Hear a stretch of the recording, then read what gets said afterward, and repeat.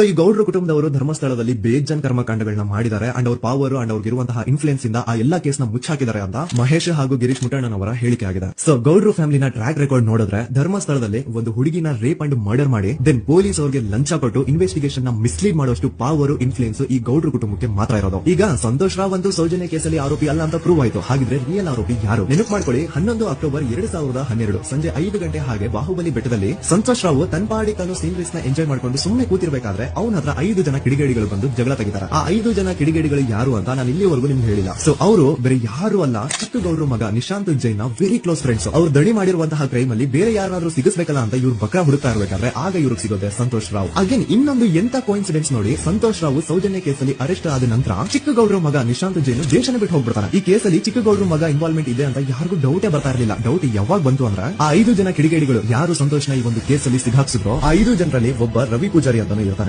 ಅವ್ನ್ಗೆ ತಾನು ತಪ್ಪು ಮಾಡಿದೀನಿ ಅಂತ ಗಿಲ್ಟ್ ಕಾಡುತ್ತೋ ಅಥವಾ ಬೇರೆ ಏನೋ ಗೊತ್ತಿಲ್ಲ, ಆದ್ರೆ ಅವನೇ ಸ್ವತಃ ಪೊಲೀಸ್ ಅವ್ರ ಹತ್ರ ಹೋಗ್ಬಿಟ್ಟು ಸೌಜನ್ಯ ಕೇಸಲ್ಲಿ ನಿಜವಾದ ಆರೋಪಿ ಸಂತೋಷ್ ಅಲ್ಲ ಕಂಡ್ರು, ಅವನ್ನ ಸುಮ್ಮನೆ ಸಿಗಾಕ್ಸಿರೋದಷ್ಟೇ, ನಿಜವಾದ ಆರೋಪಿಗಳು ಚಿಕ್ಕ ಗೌಡ್ರ ಮಗ ನಿಶಾಂತ್ ಜೈನ್ ಅಂಡ್ ಅವ್ನ ಫ್ರೆಂಡ್ಸ್ ಸೂರಜ್, ಕಿರಣ್ ಅಂಡ್ ಕಣ್ಮಣಿ ಅಂತ. ಈ ಎಲ್ಲಾ ವಿಷಯನ ರವಿ ಪೂಜಾರಿ ಪೊಲೀಸ್ ಅವರು ತಿಳಿಸ್ತಾನೆ. ಅಗೇನ್ ಎಂತ ಒಂದು ಕೋಇನ್ಸಿಡೆನ್ಸ್ ನೋಡಿ, ಈ ವಿಷಯಗಳನ್ನ ಊರಿನ ಜನರ ಮುಂದೆ ಹೇಳಿದಂತಹ ರವಿ ಪೂಜಾರಿ ಆಕಸ್ಮಿಕವಾಗಿ ಸತ್ತು ಹೋಗ್ಬಿಡ್ತಾನೆ. ಇವ್ನು ಹೇಳಿದ್ದು ನಿಜ ಅಂತ ಜನರಿಗೆ ಯಾವಾಗ ಕನ್ಫರ್ಮ್ ಆಗುತ್ತೆ ಅಂದ್ರೆ ಸೌಜನ್ಯಗೆ ತುಂಬಾ ಹತ್ರವಾದವರು ಒಬ್ರು ಯಶೋಧ ಅನ್ನೋರು ಕೋರ್ಟ್ ಅಲ್ಲಿ ಬಂದ್ಬಿಟ್ಟು ಸೌಜನ್ಯ ಕೊಲೆ ಆಗಿದ್ದ ಆ ಒಂದು ಸ್ಪಾಟ್ ಅಲ್ಲಿ ನಾನು ಈ 3 ಜನರನ್ನ ನೋಡಿದ್ದೆ ಅಂತ ಸಾಕ್ಷಿ ಹೇಳ್ತಾರೆ. ಈಗ ಎಲ್ಲಾ ಡಾಟ್ಸ್ ನ ಕನೆಕ್ಟ್ ಮಾಡ್ತಾ ಹೋದ್ರೆ ಸೌಜನ್ಯ ಕೇಸ್ ಒಂದೇ ಅಲ್ಲ, ನಾರಾಯಣ ಹಾಗೂ ಯಮುನಾ ಕೇಸಲ್ಲೂ, ವೇದವಲ್ಲಿ ಕೇಸಲ್ಲೂ, ಆ ಬ್ಯಾಂಕ್ ಮ್ಯಾನೇಜರ್ ನ ಕೇಸಲ್ಲೂ ಹಾಗೂ ಪದ್ಮಲತಾ ಕೇಸಲ್ಲೂ ಸೀದಾ ಡೈರೆಕ್ಟ್ ಡೌಟ್ ಬರೋದೆ ಊರಿನ ಗೌಡ್ರ ಮೇಲೆ. I really want to appreciate Kudla rampage YouTube channel, third eye YouTube channel, Girish ಮುಟ್ಟಣ್ಣನವರು ಸರ್ ಹಾಗೂ ಮಹೇಶ್ ಅವರು ಅಂಡ್ ಆಲ್ ಅದರ್ಸ್. ಇವರ ಕಾನ್ಸ್ಟೆಂಟ್ ಎಫರ್ಟ್ಸ್ ಇಂದಾನೆ ಸತ್ಯ ಏನಂತ 1 by 1 ಹೊರಗೆ ಬರ್ತಿದೆ and they are trying their level best to catch real criminals. At present Soujanya case ಬಗ್ಗೆ ಅಪ್ಡೇಟ್ ಏನು ಅಂತಂದ್ರೆ ಹೈಕೋರ್ಟ್ ವರೆಗೂ ಈ ಒಂದು ಕೇಸ್ ಹೋಗಿದೆ ಅಂಡ್ ಈ ಕೇಸಲ್ಲಿ ಈಗ ಇನ್ನೊಮ್ಮೆ ಮತ್ತೆ ಫ್ರೆಶ್ ಆಗಿ ರೀ ಇನ್ವೆಸ್ಟಿಗೇಷನ್ ಸ್ಟಾರ್ಟ್ ಆಗಬೇಕು ಅಂತ ಹೋರಾಟ ನಡೆದಿದೆ.